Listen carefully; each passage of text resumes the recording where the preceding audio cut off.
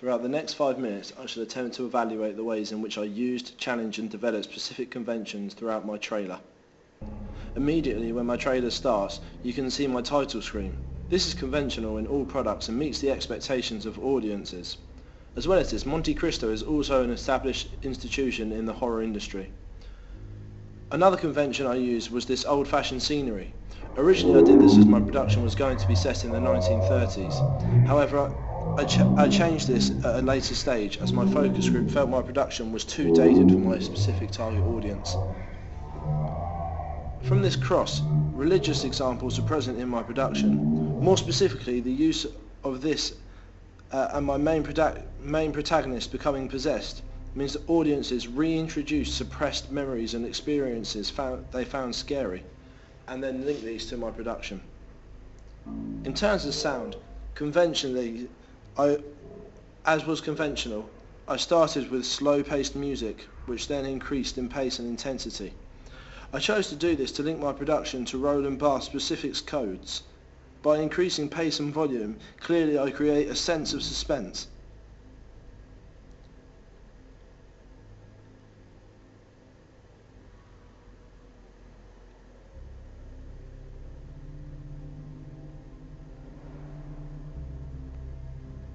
By using church scenery,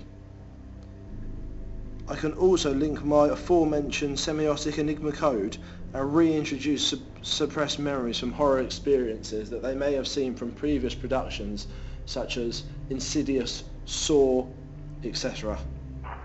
To continue this, by utilising dark black and contrasting this with a white light, I can create light and shade and therefore a conventional theme of mystery, making the audience question as to who this woman is and what she wants.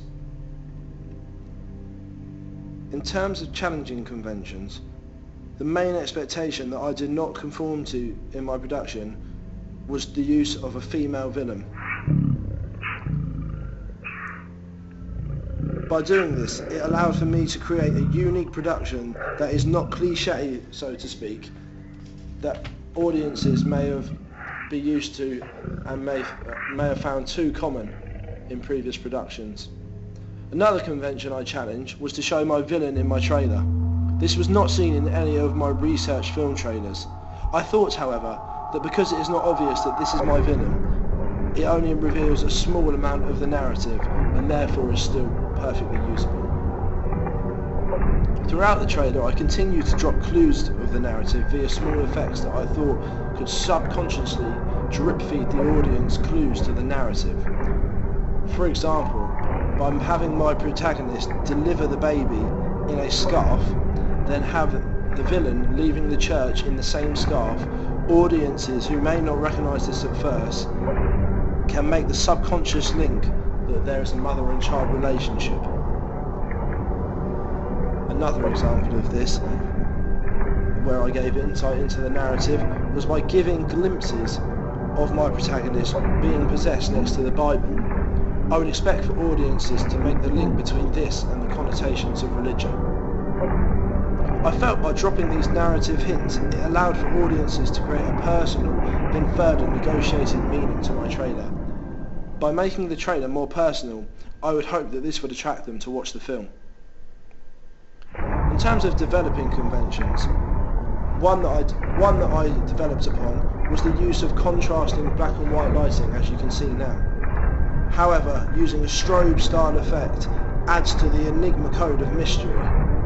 Arguably, this too can reintroduce audiences' suppressed fearful memories due to the fact that they subconsciously link experiences to my trailer.